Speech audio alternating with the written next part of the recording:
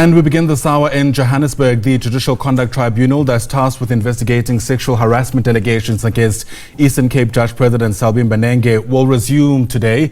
The tribunal will sit for the next 10 days, in fact. It emanates from Mbenenge's secretary, Mengo's complaint that she filed back in January of 2023. She alleges that Mbenenge sexually harassed her between June of 2021 and November the following year. Watching developments for us is SABC News senior reporter Canny Maphanga, joining us now live from Rosebank in Johannesburg. And Kenny, the first time when we were there some weeks ago, we heard a lot from Andiswa Mengo. Now we're hoping to hear Judge President Selby Mbenenge's side of the story, but it's still unclear if he will take to the stand. Indeed. Good morning to you, Ayanda, and to the viewers at home. What we were expecting this morning was for this misconduct probe into the first ever sexual harassment complaint, formal complaint made against a judge being probed here, to begin with the evidence of Judge President Selby Mbenenge, or at least his defense in this all-important probe that could have quite serious implications for the Judge President if he is found guilty of gross misconduct. Now, we are understanding from the evidence leader, that is Advocate Salome Skeepers, that she actually hasn't closed her case, and she has about 9 more witnesses that she intends to call prior to the Judge President then presenting his defense, which his argument is that these interactions were consensual. Now, you may remember this stems from Andiswa, the judge's secretary in the Eastern Cape Division of the High Court, accusing the Judge President of sexual harassment in the form of in-person interactions and electronic communication.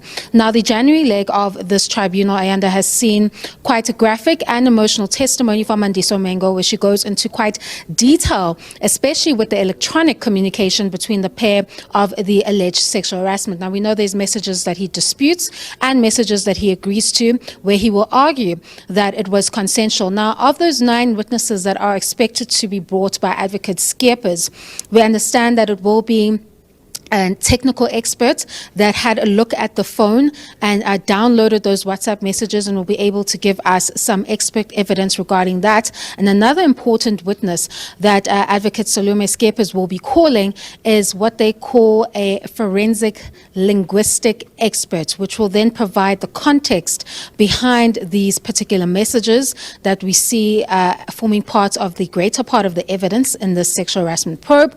And that expert will be able to explain the meaning, the context, and what is being conveyed in those particular messages. So once that list of 9 witnesses has been completed by the evidence leader, we will then turn to the Judge President Selby Mbenenge to see his defense. We've already seen his legal team allude to the fact that they too will be calling their own experts, which include an emoji expert who will then explain to the tribunal what a person is trying to convey when they send a particular emoji. You may remember, Ayanda, that a lot of the text messages between the pair include quite a vast use of those particular emojis. We expect that by the end of this 10-day sitting, we would have heard both of the version of events from both parties as the tribunal considers this all-important probe that speaks to quite a serious issue of sexual harassment in the workplace, and then, of course, also affects the public perception